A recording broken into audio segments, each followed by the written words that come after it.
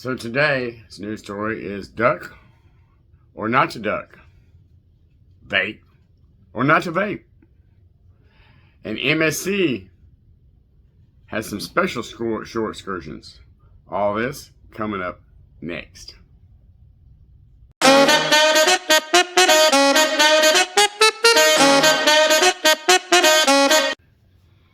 Well, howdy there, Boundless Escapes friends and family, and welcome back. And if this is your first time viewing my channel, welcome. Don't forget to like my videos, subscribe to my videos, and turn on that notification bell so that you'll get notified every time I post new videos. So today we're going to start out with the age-old controversy. Duck or goose? Just kidding. You know the story. Do we duck? Do we not duck? Well, no cruise line really has an official rule on whether hiding ducks is good policy, not good policy, except for Disney Cruise Lines. They're the only ones who actually discourage it, to my knowledge. But the latest controversy on the duck,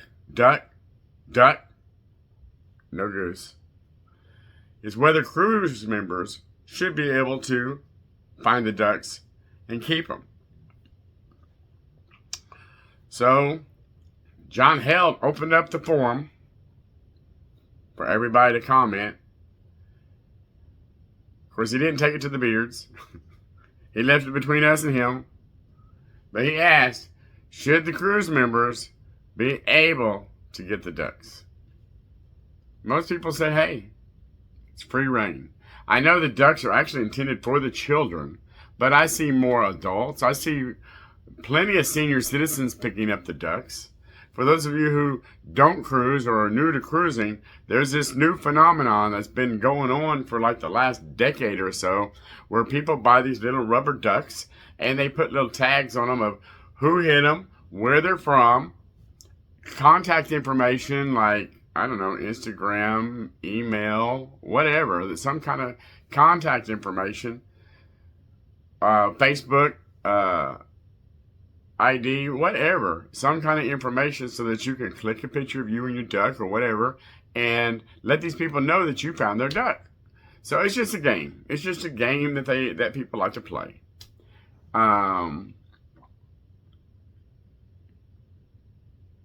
But the votes are in, the comments are out, and most people say ducks are free game. Free game. If the crew members find them, the only comments that were over and over again about the crew not taking the ducks, there was a few about the ducks are for children, which they are. But the other comments were that they have seen crew members picking up ducks and just toss them in the trash. The guests have specifically asked the crew members, we don't mind you collecting the ducks. It's just as fun for the crew as it is for us. Just don't throw them away. If you're not going to keep them, leave them alone for somebody else to find, for somebody who is going to keep them. Now, not everybody keeps them. Some people find ducks, and then they just walk around with them for a while on the ship, and they rehide them. That's another thing that's done, is they rehide the ducks. So there's all kinds of different scenarios to this whole situation. I wouldn't be surprised if there's a crew member who doesn't find just a group of ducks, and when he gathers up 8 or 10, however many cabins he has every day, he makes a tally and almost sticks a duck in there. I don't know. I mean, that's just an idea. But anyways, the duck dilemma continues. So should the crew members be able to get the ducks, or should they not? Now, I will tell you a real quick one, okay?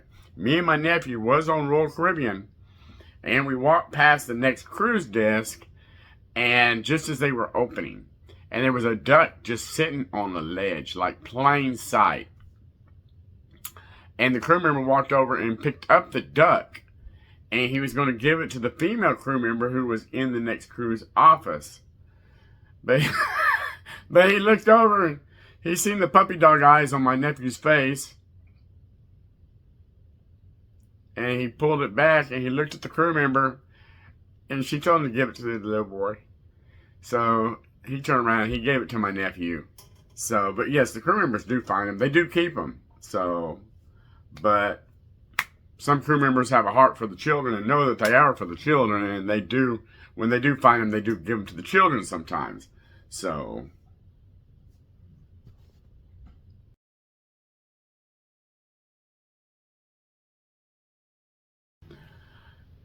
alright folks, this next story may be kind of controversial just because I'm going to add in my 2 cents here. Alright, so agree, don't agree, that's fine. But I am going to add in my own 2 cents as a former smoker, as a cancer survivor. I'm not going to tell you don't smoke. Everybody knows don't smoke. Okay, I am hard on smokers. I'm not going to lie. I am hard on smokers because I almost died because of my choice of smoking. Okay, I'm in year 3 of survival mode. I'm proud. So, this is about Carnival's vaping policy, okay? People have raised concerns about passengers having to vape in the smoking areas and saying that that is unfair. They cite that vaping is a tool used to quit smoking. Now, the article does say that there's unsubstantiated evidence to the contrary, which that I believe, because vaping does not help you quit smoking. It is an excuse that vapors use to vape. The only way to quit smoking is to quit smoking. That's it. That's the only way to quit smoking. Gum's not going to help you because you're continuing the same thing that keeps you smoking. Vaping's not going to help you because you're continuing the same thing that keeps you smoking. So don't come at me with those lies. I was a smoker for 30 years and I quit smoking on my 30th birthday. On my 49th birthday, I think it was, I was diagnosed with throat cancer. No, on my 51st birthday, I was diagnosed with throat cancer. So, don't sit there and do the math, because now you'll figure out how old I am. So, Carnival passengers include hundreds of people who vape. In a letter, they stated, "Why are we punished by being forced to cigarette smoke in cigarette smoking, or why are we forced to vape in cigarette smoking areas? This is a barbaric rule that Carnival has, which it's not because it's still smoking." I'm just going to keep adding my 2 cents here, 2 cents there. Next thing you know, hey, Randy's got $1. So Carnival Cruise Line has confirmed that their policy restricts vaping to smoking areas only. Anyone caught vaping in non-smoking areas will be subject to the consequences of cigarette, pipe, and cigar smoking, according to John Held. John went on to say that if you want to smoke in undesignated areas, including your stateroom or balcony, you will be fined $500 American per occurrence. So, that does go on your shipboard account. I don't want people watching this going, oh, it's just a fine. I don't have to worry about it. No, it goes on your shipboard account. You must pay your shipboard account before you leave the ship, or make arrangements to have that balance paid before you leave the ship. So, the cruise line's official stance on smoking is all forms of smoking, including vaping, cigarettes, cigars, pipes, vaporizers, electronic cigarettes, and marijuana. which I do know marijuana is illegal on the cruise ships because it's still illegal in the United States.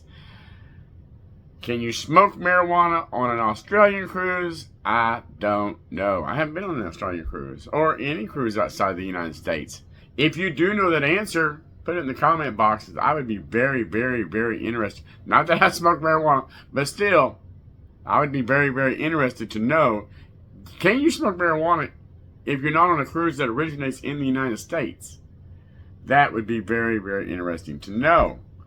So,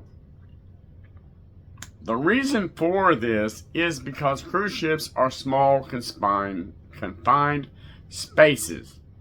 Please, as I say in past videos, forgive my tongue tying. I'm just learning how to talk. I ain't been on this earth that long. So they are confined spaces. And they, like your cabin is very, very tiny. For those of you who have been on cruises, no. For those of you who have not been on cruises, if you have a walk-in closet, just go in there and shut the door. You're in a cruise ship cabin. So, the smell and the damage that it causes, if a fire should break out, can get significant very fast. There's very, very limited things. The carpet, the bedding, the mattresses, the chairs. That's about it. That's about it that is flammable. Thanks to somebody who wanted to smoke on a princess balcony, balconies are no longer wood. They are now a rubber mat. They're just steel down below you. Nothing else. So, yeah. There's very limited, if you see something on a cruise ship that looks like wood, it's not wood. It's plastic. Go up and knock on it. It's plastic. There's no wood on a cruise ship except for chair legs. That's it. And sometimes the chair legs are not wood. So, they have limited the flammability down to as much as possible. But still, only smoke in designated areas, which is excuse me, which is, I do believe, the port side of the ship. I could be wrong. And the casino. Sometimes they have a cigar bar. Most cruise ships are getting rid of those. When they go to dry dock, they're getting rid of the cigar bars. They're getting rid of the libraries because apparently we don't read. So, don't smoke on your balcony or in your cabin. Smoke in designated areas. Vape in designated areas. Marijuana in designated areas, and we'll all be good.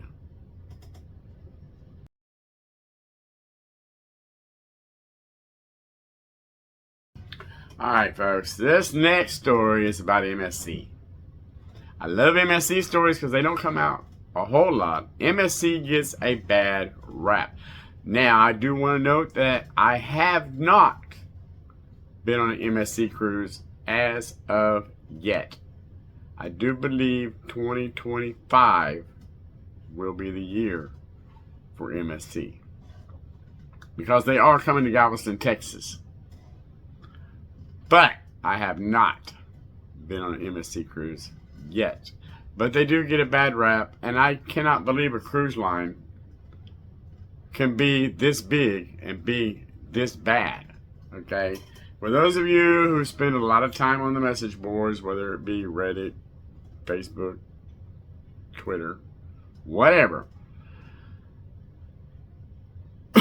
Excuse me. Y'all know how bad the comments can be. Now, I do understand that it is a shipping company. I do understand that they do have deep pockets. I still don't understand how a company can be this bad and have this many guests. I'm just saying. If Carnival was this bad, they'd be out of business, okay? So, honestly, I have not tried them. When I do, I will give you a full ship tour. I will give you a tour of the shore excursions that I took. I'll give you a tour of the dining. I'll give you an honest evaluation of the entire cruise line, from the cabins, the ship, the food, guest service, you name it. I will do it all.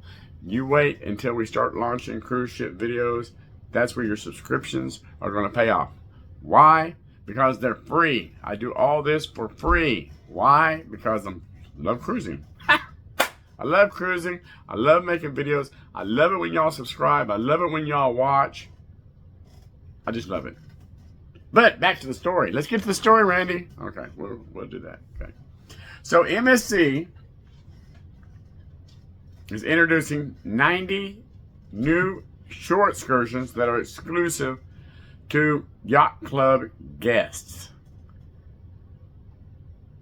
For those of you who do not know what a yacht club is, a lot of cruise ship companies, MSC, I think Princess is doing it, NCL does it, Carnival, as far as I know, just has a specific balcony that is like $500 for a cabana. But it always has a sold out tag, so I guess people are spending it. Maybe it's only one cabana. I don't know. I haven't been up there. But a lot of cruise lines are getting into exclusive areas. Carnival does have its exclusive areas. They had the Family Harbor. They had the Havana area. The NCL's is called Havana too. But it's just an exclusive area. Guests in the yacht club, they benefit from their own sun deck, their own pool, their own restaurants, their own lounge, and 24-hour concierge and butler service. So, and you do pay for it, but if you do want to try exclusivity, in my opinion, do it on an MSC cruise. Just for the fact that MSC is so expensive that even when you step up to top tier cruising, it's still not that expensive. I'm seriously considering if my first cruise on MSC has a yacht club, because not all the ships have them. But if I get on one that does have it, I am seriously considering booking the yacht club just to get that yacht club experience. But then I think if I do that, then it's not an accurate thing for my subscribers, for my viewers, because I would be given a point of view from a yacht club and not from just a standard guest. And I'm assuming that most of you all watching are like me and standard guests. When I say standard guests, I mean inside, outside, balcony, not suite guests.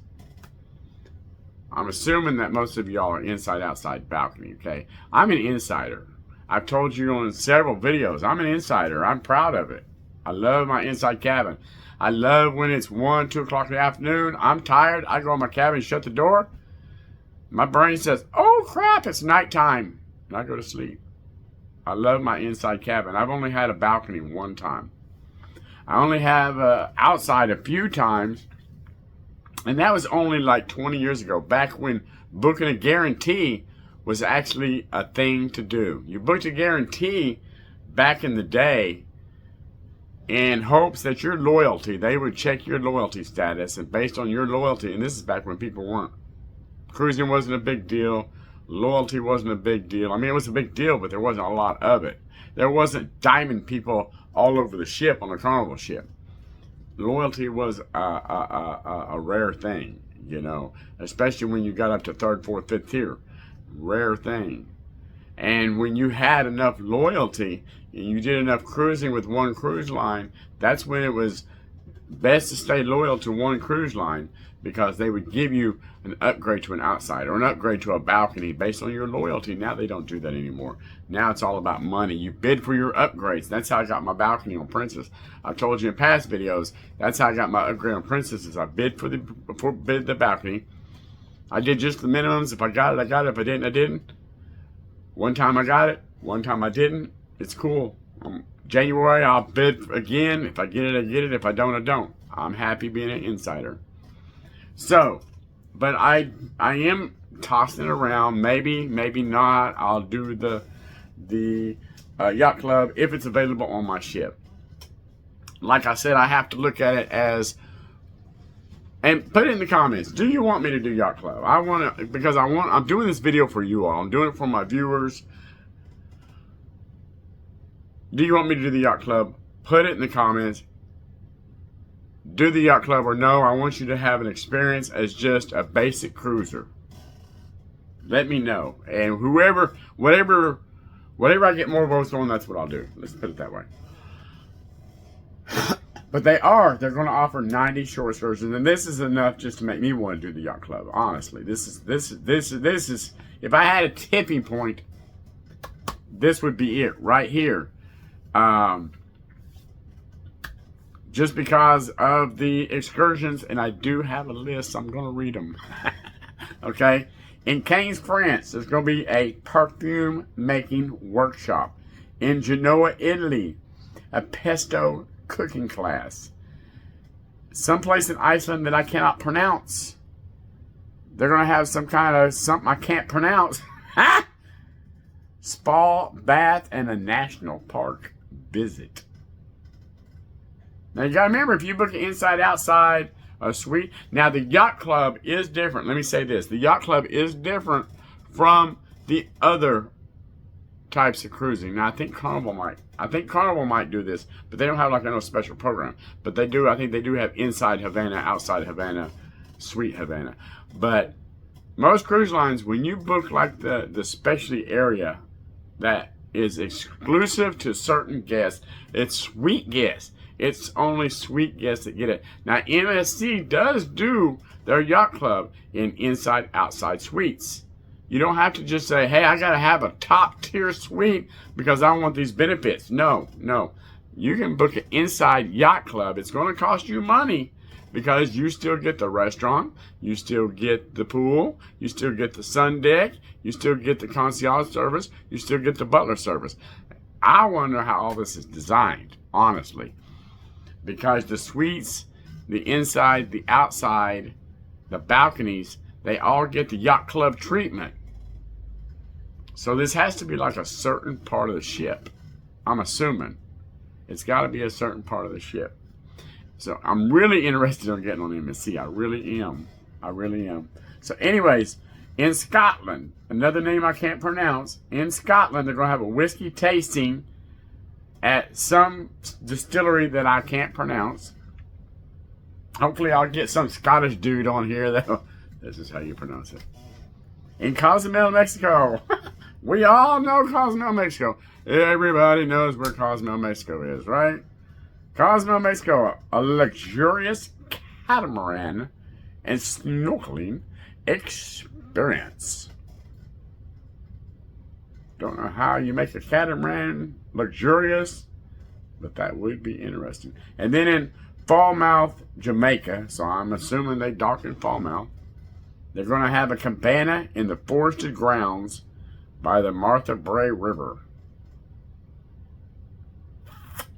That does sound interesting.